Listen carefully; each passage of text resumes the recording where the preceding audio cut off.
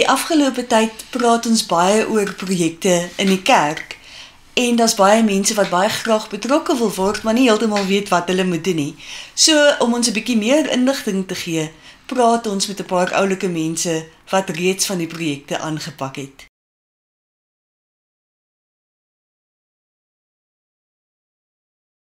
So, Huis van Tembiso. Hoe het jy daar beland? Wel, ek het 'n verskriklike passie vir kinders. En die klein babatjies, hulle is 6 op die oomblik.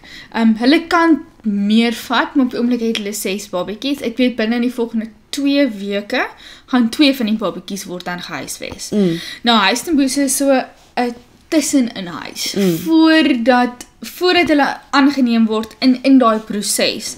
Dus wat die vrou vir my verduidelik het, as 'n mamma nou besluit sy wil nie haar babatjie hê nie, sy wil haar babatjie opgee, het sy dan 2 maande om te besluit of sy die babatjie wil terug hê.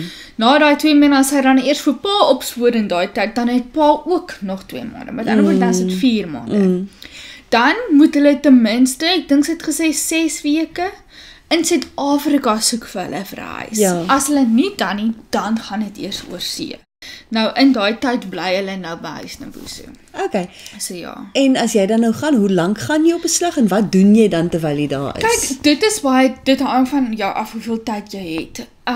Ek gaan gewoonlik so 2 ure, maar ek het 2 ure in 'n dag om te spandeer. Dan gaan jy maar net, jy kan enige iets vanaf 1 uur tot 5 ure, 6 ure spandeer, dit hang af. Hulle wil nie meer as 2 volunteers op 'n stadium hê nie, so daar is 'n boek waar jy nou kan highlight wanneer jy nou kom, en dan gaan speel jy net, basies. Okay. Jy tel op die wat huil, hulle sê dat kindertjies moenie huil nie. Ja. So sodra een huil ongemaklik is, dan sit doeke omruil, bottel gee, bad ook. En dan is dit maar net liefde gee basies. Daar is nie baie van hulle wat op soliede kos is nie, so meestal van hulle is maar bottelvoer.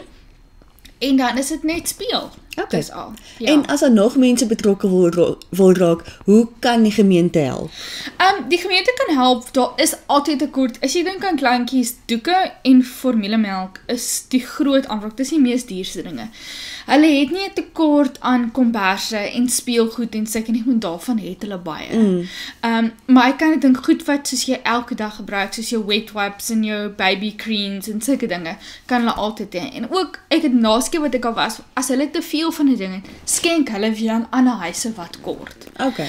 So hulle gee ook as hulle te veel van 'n ding het. Okay. En sal jy vir iemand aanbeveel om te gaan saam speel? Dit is verskriklik, ek dink ook dit hang van jou persoonlikheid af, want nie almal sal kan, soos byvoorbeeld, ek sal nie met die ou mense kan werk nie, ek is nie emosioneel daarvoor, maar hier weet ek, die klein goedjies, hier is nog baie hoop vir die klein goedjies.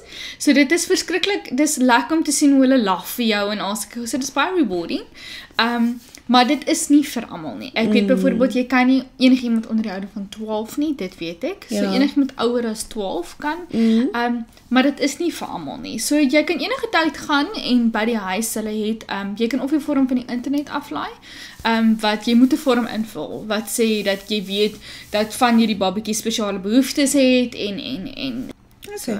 En is dit vir jou lekker? Dit is vir my verskriklik lekker. Dit is baie lekker. Hulle is verskriklik oulik en jy wil in almal vat, maar jy kan nie, want jy het net 2 hande. Ja. En die babatjies, hulle soek daai aandag, want daar's 2 vrouens wat fantastiese werk doen. Jy kan dink 2 vrouens is 6 babas, hulle kry nie daai tyd om die babatjies vas te hou en daai bietjie liefde te gee nie. En dis presies wat die kinders kort. Is hulle kort daai liefde. En glo dit of nie, hulle wil hê mans moet kom. Okay. Want soos wat die vrou vir ons verduidelik het, is dat die babatjies sukkel om aan die manstemme gewoon te raak. So dis makliker vir die babatjies om met hulle nuwe mamas te heg, maar nie so erg met die paas nie. Want mans hanteer babas anders. Ja. Hulle stemtoon is anders.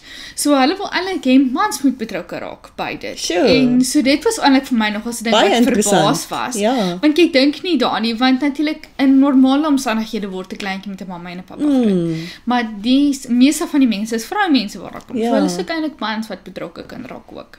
Okay. Ja. Vreeslik baie dankie. Yes.